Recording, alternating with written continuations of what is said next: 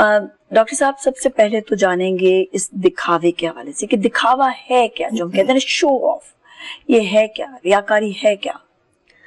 بسم اللہ الرحمن الرحیم۔ دکھاوا اصل میں وہ ہے جو ہے نہیں،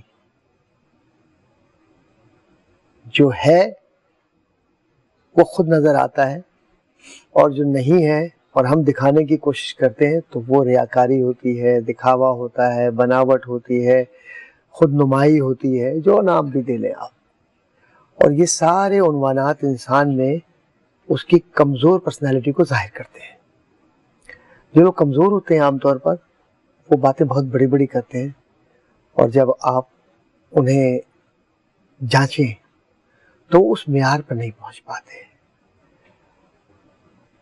اب آئیے ذرا سا اس کا مذہبی پہلو ذہن میں رکھیں اور پھر سماجی پہلو کی طرف ہم آئیں کہ ریاکاری کو اللہ نے، اس کے نبی صلی اللہ علیہ وآلہ وسلم نے سخت ناپسند کیا ہے، اور قرآن کریم میں اکثر مقامات پر جو لوگ دکھاوا کرنے والے ہوتے ہیں، بڑی بڑی باتیں کرنے والے ہوتے ہیں، ان لوگوں کو تنبیہ کی گئی ہے کہ ایسا عمل نہ کرے۔ احادیث کے اندر بھی اس کی اسناد کے ساتھ یہ باتیں موجود ہیں کہ تم ریاکاری کر کے کسے دھوکہ دے رہے ہو۔ تو دوسرے الفاظ میں ریاکاری اور دھوکہ دہی میں دونوں میں کوئی فرق نہیں، ایک ہی چیز ہے۔ اور یہ ریاکاری کر کے ہم جب سمجھتے ہیں کہ دوسرے کو ہم بیوقوف بنا رہے ہیں، اصل میں اپنے آپ کو دھوکہ دے رہے ہوتے ہیں ایسے لوگ، کیونکہ یہ ایکسپوز ہو جاتے ہیں، بہت زیادہ رہتے نہیں ہیں۔ تو حضور اکرم صلی اللہ علیہ وآلہ وسلم کے زمانے میں بھی بہت سارے ریاکار منافقین کی صورت میں آتے تھے، اور وہ دکھاوے کے ساتھ کہ ہم تو آپ کے ساتھ ہیں، ہم تو آپ پر جان دے دیں گے، ہمارے ساتھ یہ ہو گیا تھا، ہماری یہ مجبوری اس لیے ہم جہاد پر نہیں آ سکے۔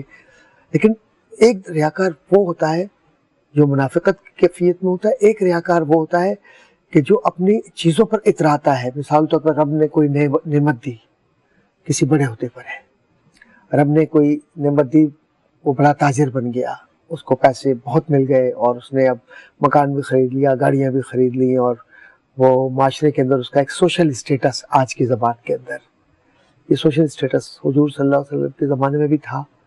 اور جو قریش کے لوگ تھے، جو بڑے بڑے نام ہیں، وہ اپنے سوشل اسٹیٹس کے لیے تو مر رہے تھے کہ اگر ہم نے محمد صلی اللہ علیہ وآلہ وسلم کی بات کو مان لیا تو ہمارے اسٹیٹس ختم ہو جائے گا، یہ آگے آ جائیں گے۔ تو یہ تھا اصل میں جو معاملہ تھا، ورنہ انہیں بھی معلوم تھا کہ حضور صلی اللہ علیہ وسلم جو کچھ بھی فرما رہے ہیں وہ سچ ہے، اور صادق بھی ہیں، وہ امین بھی ہیں، وہ سچے بھی ہیں، امانت دار بھی ہیں، کردار کے بھی پختہ ہیں، لوگوں کا خیال بھی کرتے ہیں، غریبوں کے ساتھ بھی کھڑے ہوتے ہیں، معاشرے کے اندر جو سوشل چینج ہے اس کے لانے والے ہیں۔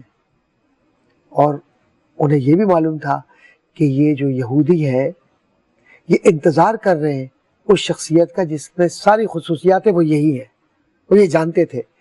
اور قرآن کریم نے کہا تھا نا کہ یعرفون کما یعرفون ابناہم، یہ ایسے پہچانتے ہیں رسول اکرم صلی اللہ علیہ وآلہ وسلم کو، یہ یہودیوں کی بات ہو رہی ہے، جیسے اپنے بیٹوں کو پہچانتے ہیں، اپنے گھر والوں کو پہچانتے ہیں، یہ معلوم ہے کہ یہ نبی برحق ہے۔ تو یہ قریش بھی جانتے تھے کہ یہ نبی برحق ہے، لیکن ان کا دکھاوا، ان کا اترانا، ان کی تکبر، ان کے اندر مزاج کے اندر ایک خود نمائی، ان سب نے مل کر اس معاشرے کو ایک متکبر معاشرہ بنا دیا۔ اسی لیے عرب اپنے آپ کو عرب کہتا ہے۔ دیکھیے اس میں بھی اترانا اور ریاکاری ہے۔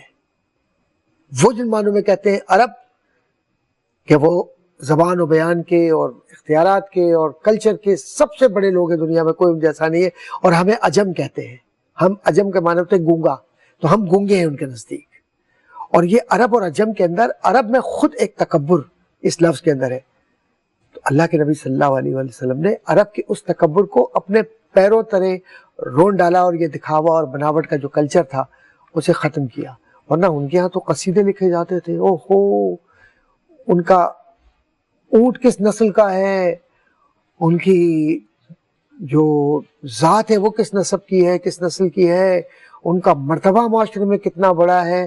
اگر آپ ان کے قصائد اٹھائیں اور قصیدے میں، مثال کے طور پر میں کہتا ہوں کہ آپ قصیدے بانہ سوات پڑھیں، اور امرؤ القیس، غالب کچھ بھی نہیں ہے، اتنا بڑا وہ شاعر امرؤ القیس، اس نے آزاد شاعری کی، اس کے قصائد پڑھیں آپ، نابغہ زبیانی. تو یہ سبا معلقات جن کی میں بات کر رہا ہوں، یہ ساتوں قصیدے جو تکبر کے تھے اور بڑائی کے تھے اور ریاکاری کے تھے، یہ کعبے پر لٹکا دیے گئے تھے، کعبے شریف پر، اور دیکھ دیکھ کر کہتے تھے ہم وہ ہیں کہ ہم ایسے ہیں، ہم ویسے ہیں، ہم فلاں. حضور صلی اللہ علیہ وآلہ وسلم ان کے ذات پر قربان جائے، وہ وہیں سے تھے، انہی میں سے تھے. انہوں نے سب کو رد کر کے کہا کبریائی میرے رب کی، بڑائی میرے رب کی، ساری تعریفیں اس کائنات کے مالک کی جس نے انسان کو پیدا کر کے مساوی کر دیا. کسی گورے کو کالے پہ، کالے پہ گورے کو، عربی کو عجمی پہ، عجمی کو عربی پہ، کوئی فضیلت نہیں الا بالتقوی. صرف معیار اللہ کی محبت اور تقوی کا معیار ہے، اس کے علاوہ کچھ بھی نہیں. کچھ بھی نہیں. بہت ہی آپ نے خوبصورت انداز میں بیان کیا.